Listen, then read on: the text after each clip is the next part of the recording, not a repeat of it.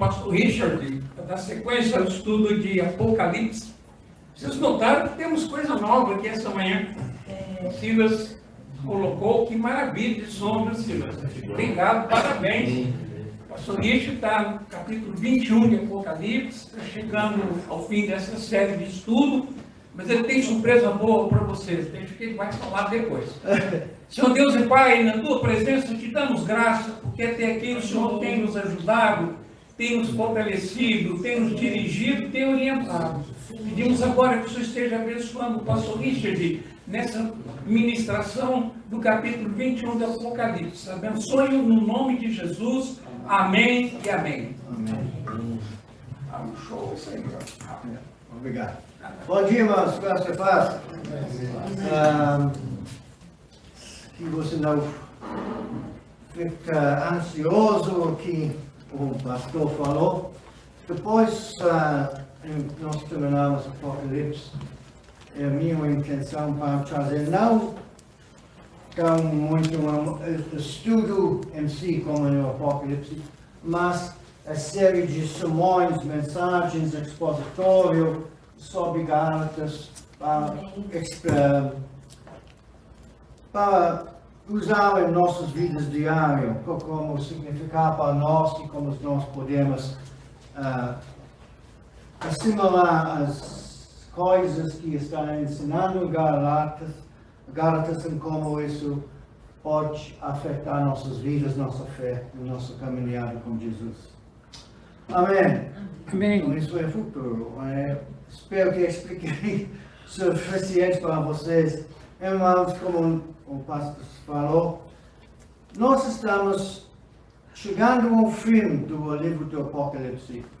Nós estamos no capítulo 21. Os capítulos 21 e 22 trazem informações que não foram reveladas nas outras visões do céu. O estado eterno é descrito como um lugar físico. Ele inclui terra, edifícios, árvores e água. Os crentes irão interagir uns com os outros e se dedicar a um serviço significativo para Deus. Isso corrige alguns equívocos de longa data. O céu não é um lugar de descanso passivo, nem de contemplação infinita e bem-aventurado de Deus.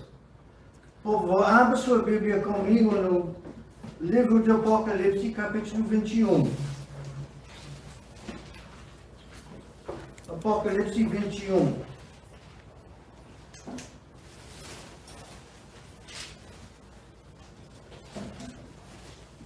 Então vi novo céu e nova terra, pois o primeiro céu e a primeira terra haviam passado, e o mar já não mais existia.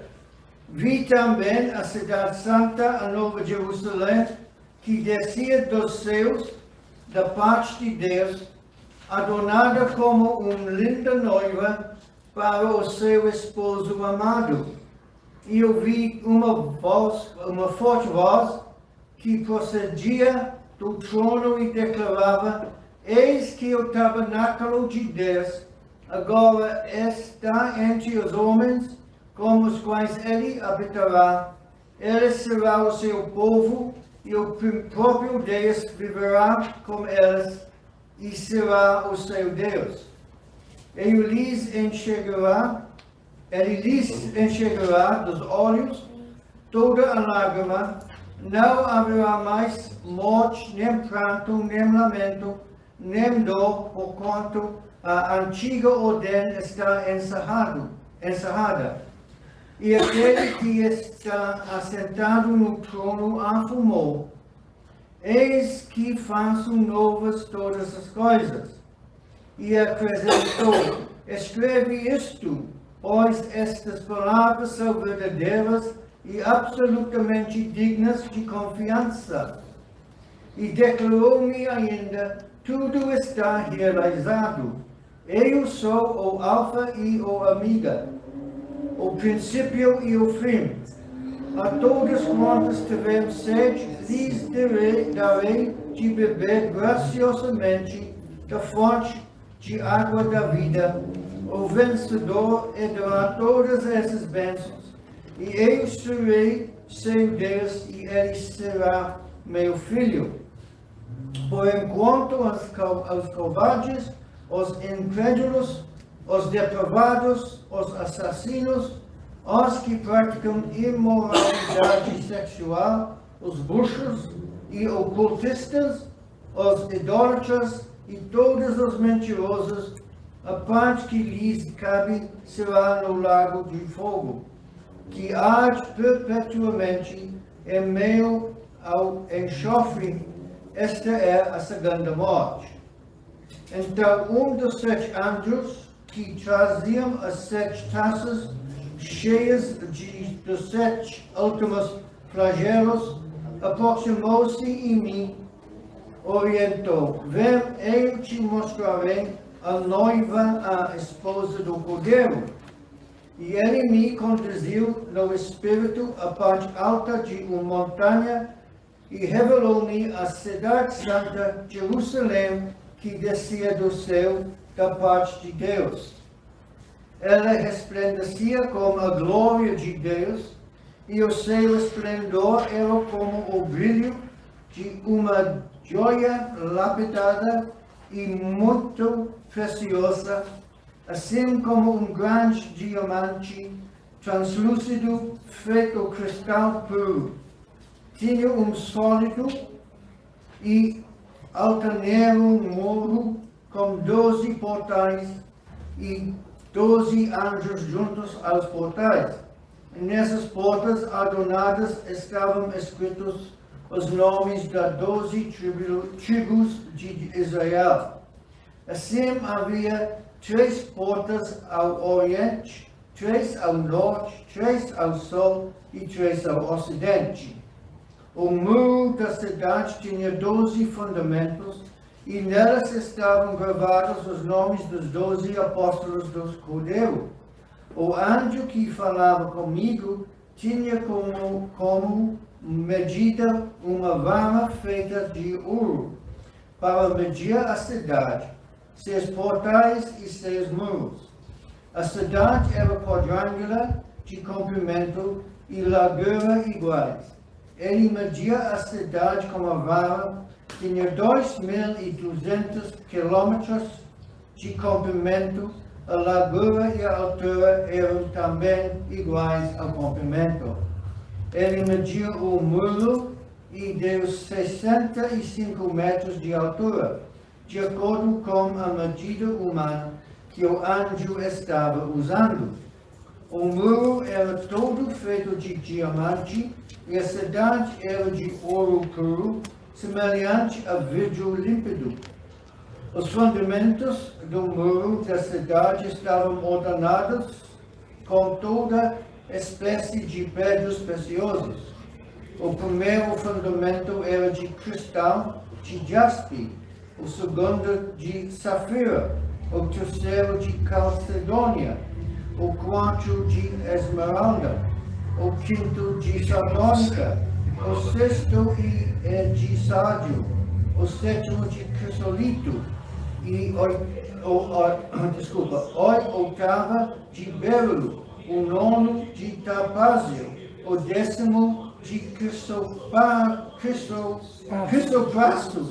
o 11º de jacinto e o 12º de ametista.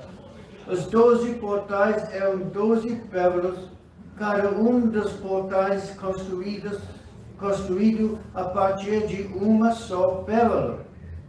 E a rua principal da cidade era de ouro puro, relucente como o vidro límpido. Contudo, não vi templo alguém na cidade, pois o Senhor Deus Todo-Poderoso e o Cordeiro são o seu santuário.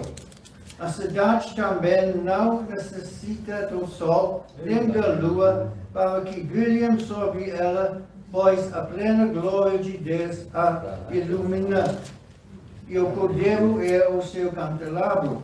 As nações andarão sob a luz dessa cidade, e os reis da terra lhe trarão suas riquezas, e os seus portões estarão continuamente abertos todos os dias, ali não haverá noite.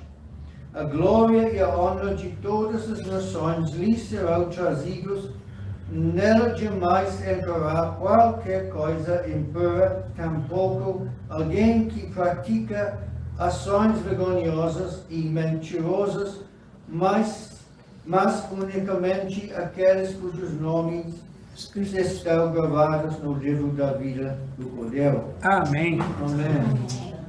Um lugar maravilhoso, não é? Irmãos, neste capítulo temos a transição do temporal para o eterno. O reinado milenar de Cristo chegou ao fim, e todas as coisas foram colocadas sob seus pés, ou seja, sob sua autoridade. O grande plano do Pai de que seu Filho fosse glorificado foi cumprido.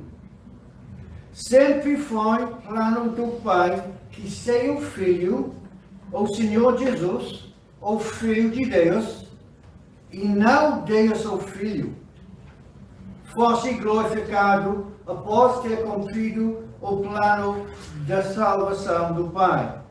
Aí para glorificar o homem, Jesus Cristo, e não o Deus eterno. Porque você lembra de Deus? Jesus é 100% homem, 100% Deus. Então isso é o Pai quer glorificar Jesus e não o Deus Filho. O fim do milênio marca o início do reino eterno de Deus. O apóstolo Paulo nos fornece algumas informações muito importantes sobre esta transição. Abra sua Bíblia comigo em 1 Coríntios capítulo 15. 1 Coríntios capítulo 15, nós vamos ler versículos 24 a 28. 1 Coríntios capítulo 15, versículos 24 a 28. 15. Então virá o fim quando ele, Jesus, ele entregar o reino a Deus o Pai, depois de ter destruído todo domínio, potestade e poder. Porque é necessário que ele reina até que absolutamente todos os seus inimigos sejam prostrados debaixo de seus pés.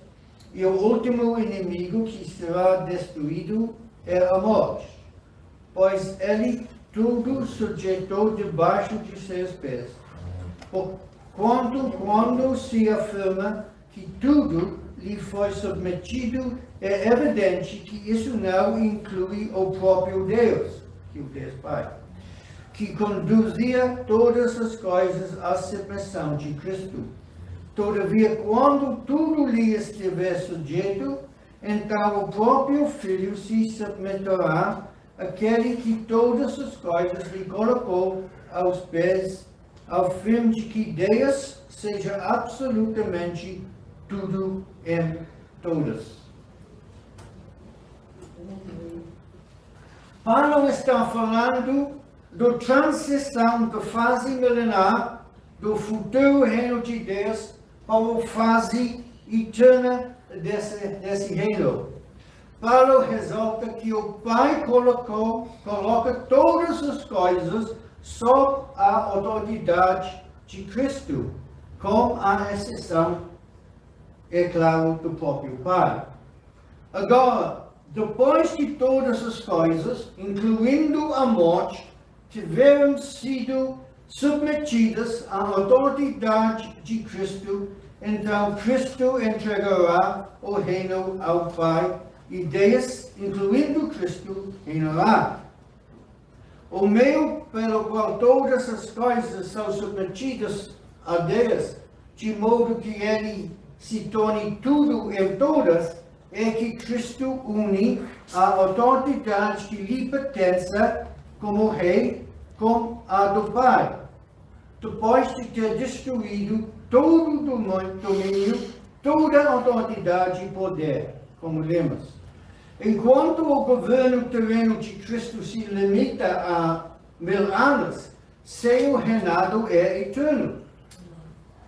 Como já mencionei, ao passarmos de capítulo 20 para o capítulo 21, estamos no ponto de junção entre dois mundos, entre dois reinos. É o fim da primeira ordem das coisas, ou ordem natural, e o início da ordem final das coisas. Como já disse, Paulo explica com bastante clareza o que acontecerá em 1 Coríntios capítulo 15, versículos 24 e 28. Isso não significa o fim da atividade real de Cristo, mas que a partir de então, ele reina na unidade da divindade com o Pai, como Filho eterno. Não é mais dois tronos, o trono messiânico e o outro o trono do Pai, como nosso Senhor indicou em Apocalipse capítulo 3, versículo 21. No reino final há apenas um trono, e é o trono de Deus e do Cordeiro, capítulo 22 do Apocalipse, versículos 1 e 3. Por que dediquei tanto tempo a isso? Porque é importante percebermos que a Bíblia não se contradiz ao afirmar em um trecho que Cristo reinará para sempre, enquanto Paulo aparentemente diz em 1 Coríntios capítulo 5 que ele não reinará para sempre. Dito isto, vamos examinar mais de perto o capítulo 21.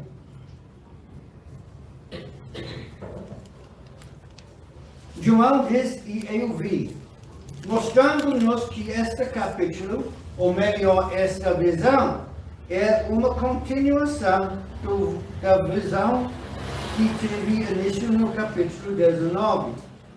João diz que vi um novo céu e um novo terra, pois o primeiro céu e a primeira terra haviam passado.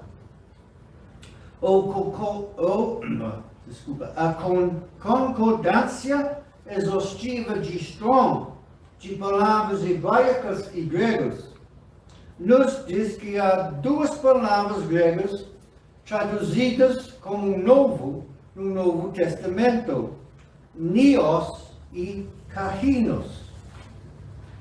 No entanto, elas têm significados diferentes. Uma significa que o objeto mencionado foi recentemente trazido à existência. A outra palavra significa algo que já existia, mas que recebeu um aspecto renovado. Por exemplo, uma roupa nova, não uma que esteja suja. Odres novas, não aqueles que encolhidos e ressecados. Um túmulo novo, não um que tinha sido recentemente escavado na rocha, mas um que nunca tenha sido usado como local de descanso por os mortos. Esta é a palavra grega que João está usando aqui, kainos. Portanto, quando João diz que elas são novas, ele não está dizendo que acabaram de ser criadas, mas que são o velho céu e a velha terra, só que com um novo aspecto, um novo caráter, adaptados a novo propósito. Quando João diz que não havia mais mar, ele não quer dizer que não havia mais água, como fica claro no capítulo 22, versículos 1 e 2, que fala sobre água. Isso indica simplesmente que a nova terra terá uma nova configuração, uma configuração diferente no que diz respeito à água. 3/4 do nosso globo são compostos por água, mas isso não será o caso no estado eterno. Na época de João, o mar significava perigo, tempestades e separação. O próprio João estava numa ilha naquela época. Entanto, talvez João estivesse nos dando mais do que uma aula de geografia. João viu também, o que mais uma vez indica que se trata de uma visão contínua. João nos diz que viu uma nova Jerusalém, descendendo do céu. Mais uma vez, a palavra usada aqui é carrinos, significando que não se trata de uma nova criação, mas de uma Jerusalém renovada da mesma forma que o céu e a terra são novos. João diz que a nova Jerusalém que desce de Deus está ordenada como uma linda noiva, ordenada para o seu esposo amado. Amém.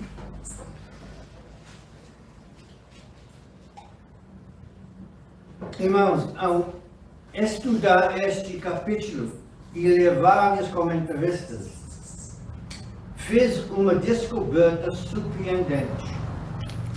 A palavra grega usada no capítulo 19 para se referir à mulher, no versículo 7, é diferente daquela usada aqui no versículo 2.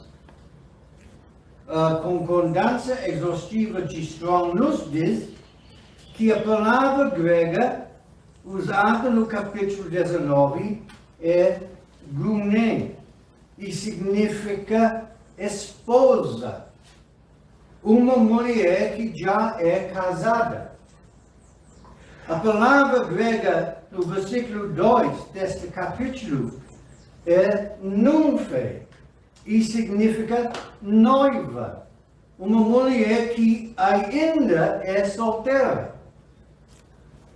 Essa descoberta chamou minha atenção para algo muito importante, que é quantas vezes lemos a Bíblia, mas não lemos realmente o que está escrito nela. O que quero dizer com isso? Vou tentar explicar. Provavelmente, assim como eu, você sempre ouviu dizer que a ceia das bodas do Cordeiro se refere ao casamento entre Cristo e sua noiva, a igreja. Então, se a igreja é sua noiva, que palavra você esperaria encontrar no versículo 7 do capítulo 19? Noiva. Isso mesmo, noiva.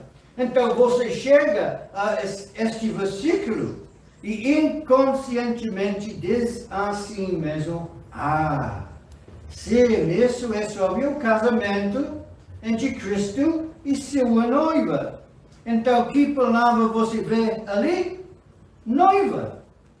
Eu mesmo já fiz isso. Além disso, o fato de as palavras gregas serem diferentes também resolve a aparente contradição entre o versículo 7 do capítulo 19 e aqui nos versículos 2 e 9 falando sobre a Nova Jerusalém. No entanto, isso também faz uma grande diferença na interpretação do versículo 7 do capítulo 19. Se a mulher mencionada no versículo é uma esposa e não uma noiva, isso significa que o casamento já aconteceu antes do versículo 7. Está falando, versículo 7 está falando sobre o casamento que já aconteceu, porque ela é esposa, faz os votos, saiu da igreja, e não uma noiva. Isso significa que o casamento já aconteceu, o que fica claro se lemos o versículo corretamente. Pois a expressão ceia das bodas indica que o casamento já ocorreu. A ceia de bodas não é o casamento em si, mas uma celebração que ocorre após a cerimônia. Hoje chamaríamos isso de festa de casamento. Isso também confirma que a mulher mencionada no versículo 17 e 19 não é a igreja, mas Israel. Isaías capítulo 54, versículo 5 diz: pois o teu Criador é o teu esposo, Yahweh, o Senhor dos Exércitos é o seu nome, o Santo de Israel e seu Redentor. Ele é chamado o Deus de toda a terra. Jeremias capítulo 3, versículo 14 diz: ó filhos rebeldes, voltai a mim, porque eu sou o vosso esposo. O oráculo de Yahweh: eu mesmo vos tomarei de cada cidade e 2 de cada clã, e vos farei retornar a Sião. Oséias, capítulo 2, versículo 16. Naquele dia exultará Yahweh. No que dia? Os últimos dias. Tu me chamarás meu marido, e não mais dirás Baal, meu Senhor. Irmãos, no entanto, também nos deparamos com um problema aqui, falando sobre essas palavras, desses capítulos, pois as traduções modernas, que não se baseiam no texto receptus, infelizmente traduzem ambas as palavras incorretamente como noiva. Então, de volta a Nova Jerusalém. João viu a Nova Jerusalém descendo do céu, vindo de Deus, adornada como uma linda noiva para o seu esposo amado. João ouve uma voz vindo do céu. Trata-se de um anjo falando, e não é Deus. Versículos 3 e 4, vamos ler. 21, 3 e 4. E ouvi uma forte voz que procedia do trono e declarava: eis que o tabernáculo de Deus agora está entre os homens, com os quais ele habitará. Ele será o seu povo e o próprio Deus viverá com eles, e será o seu Deus, e lhes enxugará dos olhos toda a lágrima. Não haverá mais morte, nem pranto, nem lamento, nem dor, porquanto a antiga ordem está encerrada. Amém.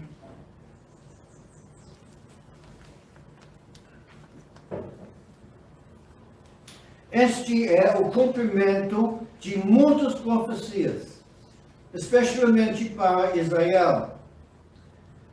Em Ezequiel capítulo 37, versículo 27 e versículo 28. Jeremias capítulo 31, versículo 33. Jeremias capítulo 32, versículo 38. E no Novo Testamento, 2 Coríntios capítulo 6, versículos 16b. Abre comigo. 2 Coríntios capítulo 6, versículo 16b. 2 Coríntios capítulo 6, versículo 16b. Como declarou o próprio Senhor, habitarei neles e entre eles caminharei, serei o seu Deus e eles serão meu povo. Nos versículos 5 a 8, João ouve Deus Pai falar. Pela segunda vez, no livro do Apocalipse, o próprio Deus fala. Vamos ler o que ele quer dizer. Versículos 5 a 8, capítulo 21. E aquele que está sentado no trono afirmou: Eis que faço novas todas as coisas. E acrescentou: Escreve isto, pois estas palavras são verdadeiras e absolutamente dignas de confiança. E declarou-me ainda: Tudo está realizado. Eu sou o Alfa e o Ômega, o princípio e o fim. A todas quantas tiveram sede lhes darei de beber graciosamente da fonte da água da vida. O vencedor herdará todas essas bênçãos, e eu serei seu Deus, e ele será meu filho. Por enquanto, aos covardes, aos incrédulos, aos depravados, aos assassinos, aos que praticam imoralidade sexual, os bruxos e ocultistas, os idólatras e todos os mentirosos, a parte que lhes cabe será no lago de fogo, que arde perpetuamente em meio ao enxofre. Esta é a segunda morte. Irmãos, do seu trono vem a certeza de que aquele que criou o primeiro céu e a primeira terra fará de fato tudo novo. Isso confirma que o poder de Deus será revelado e que seus propósitos redentores serão cumpridos. Visto que essas palavras são palavras de Deus, é importante que essa visão do novo céu e da nova Jerusalém seja proclamado às igrejas no templo. Usando a mesma palavra que declarou o julgamento do mundo concluído, Deus proclama que completou sua criação, sua nova criação, tudo está realizado. Os nomes de Deus, o Alfa e o Ômega, o princípio e o fim, enfatizam seu controle absoluto sobre o mundo, bem como o fato de ele ser o Criador de todas as coisas.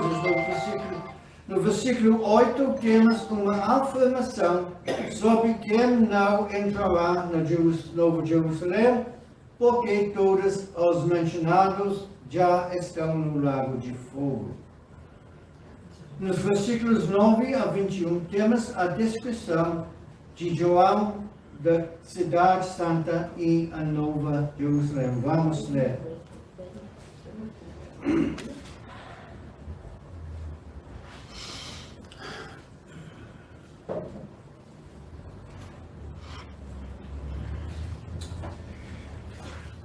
Então, dos 7 anjos que traziam os 7 taças cheios dos últimos 7 flagelos, aproximou-se e a mim orientou: Vem, e eu te mostrarei a noiva, a esposa do Cordeiro. Ele me conduziu no Espírito à parte alta de uma montanha e revelou-me a cidade santa de Jerusalém, que descia do céu da parte de Deus. Ela resplandecia como a glória de Deus, e o seu esplendor era como o brilho de uma joia lapidada e muito preciosa, assim como um grande diamante translúcido, feito cristal puro,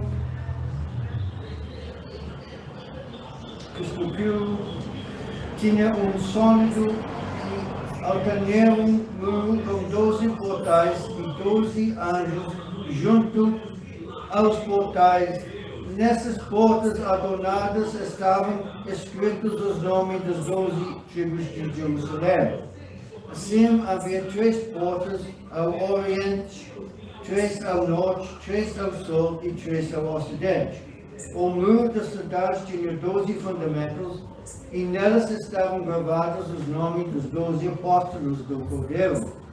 O anjo que falava comigo tinha como medida uma vara feita de ouro puro para medir a cidade, seus portais e seus muros. A cidade era quadrangular de comprimento e largura iguais. Ele media a cidade com a vara, tinha 2.200 quilômetros de comprimento, a largura e a altura eram também iguais ao comprimento. Ele mediu um muro e deu 65 metros de altura, de acordo com a medida humana que o anjo estava usando. O muro era todo feito de diamante e a cidade era de ouro puro, semelhante a vidro límpido. Os fundamentais do muro da cidade estavam ordenados com toda espécie de pedras preciosas. O primeiro fundamento era de cristal de jaspe, o segundo de safira, o terceiro de calcedônia, o quarto de esmeralda, o quinto de sardônica, o sexto de sardio, o sétimo de crisolito, o oitavo de berilo, o nono de topázio, o décimo de crisopraso, o 11º de jacinto e o 12º de ametista. João diz que um dos 7 anjos que tinham as 7 taças veio e lhe disse: vem, eu te mostrarei a noiva, a esposa do Cordeiro. Aqui neste versículo 9 temos as 2 palavras gregas, noiva, nymphē, e esposa, gune. Por que isso? Explicarei isso em 1 minuto. O anjo levou João em espírito a um monte grande e alto e mostrou-lhe aquela grande cidade, a Jerusalém Santa, descendo do céu, de parte de Deus. Então, por que a Nova Jerusalém é chamada tanto de noiva quanto de esposa do Cordeiro?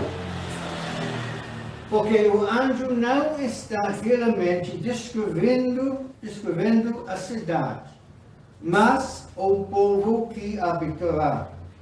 Os santos do Antigo Testamento, Israel e a Igreja.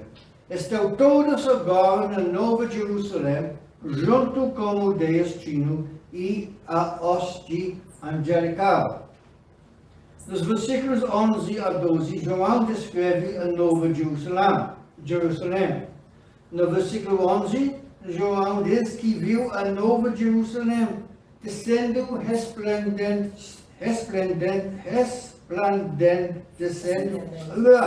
resplandecendo como a glória de Deus, que é a glória Shekinah de Deus, a qual abandonou o templo e a cidade de Jerusalém, conforme descrito nos capítulos 10 e 11 de Ezequiel. Maravilha. A luz da cidade é uma joia lapidada e muito preciosa, assim como um grande diamante translúcido feito cristal puro. No versículo 12, João nos diz que a cidade tem uma grande muralha.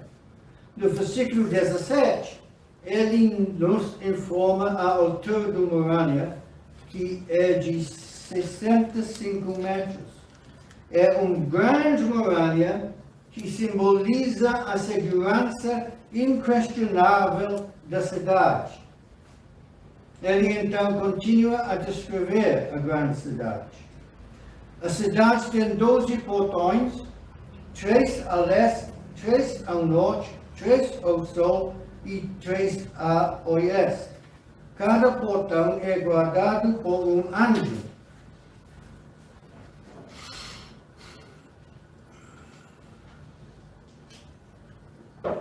Cada portão tem o nome de uma das tribos de Israel, escrito nele. João não nos diz quais nomes estão em cada portão, mas acho que é seguro supor que sejam os mesmos nomes que aparecem em Ezequiel, capítulo 48, versículos 30 a 34, onde ele está descrevendo o novo Jerusalém. No portão leste, os nomes de José, Benjamim e Dan. No portão norte, os nomes de Rubén, Judá e Levi. No portão sul, os nomes de Simeão, Isacar e Zebulon. No portão oeste, os nomes de Gad, Aser e Naftali. Em seguida, João nos diz que a muralha da cidade tem 12 fundações, com os nomes dos 12 apóstolos do Cordeiro. Acho que é seguro presumir que cada fundação leva o nome de um dos apóstolos. Todo mundo está dizendo, aqui é nome dos apóstolos. É Paulo lá, é Paulo fora. João não nos revela os nomes dos 12 apóstolos. E, na verdade, não faz sentido especular sobre quem eles. Sim. Quem eles são. Descobrimos quando chegamos lá, irmãos. Amém. Em seguida, nos versículos 15 e 16, João nos conta que o anjo media a cidade. Trata-se de um quadrado gigantesco com 2.200 quilômetros quadrados de área. O muro é todo feito de diamante e a cidade era de ouro puro, semelhante a vidro límpido. Agora João vai descrever os alicerces e os portões. Cada alicerce é uma pedra preciosa diferente. Não podemos ser dogmáticos quanto às cores dessas pedras. E isso realmente não importa. No entanto, o consenso é o seguinte. O jaspe é um cristal transparente, a safira é uma pedra azul e a calcedônia é provavelmente azul esverdeada, o esmeralda é claro, é verde, e a sardônica é semelhante ao nosso ônix. Uma pedra branca com veios marrons. Embora alguns estudiosos a descrevam como vermelha e branca. O sardio é uma pedra vermelha, às vezes descrito como vermelha sangue, e a cristolita é um quartzo amarelo semelhante ao nosso topázio moderno. O berilo é verde e o topázio é verde amarelado. Não temos certeza sobre o crisoprácio. Alguns acham que é uma pedra com tonalidade dourado, outros de cor verde maçã. O jacinto é provavelmente azul, embora alguns afirmem que era amarelo. E a amatista é um dos roxos intenso ou azul avermelhado. Cada portão é pérola gigante e a rua da cidade é mais uma vez de urucuru, tão claro que brilha como vidro transparente. Nos versículos 22 e 23, João nos conta algo muito interessante sobre a cidade. Não há templo nela, pois o Senhor Deus Todo-Poderoso e o Cordeiro são o seu santuário. A cidade também não necessita do sol nem da lua, para que brilhem sobre ela, pois a plena glória de Deus a ilumina, e o Cordeiro é o seu candelabro. Nos versículos 24 a 26, temos uma afirmação interessante.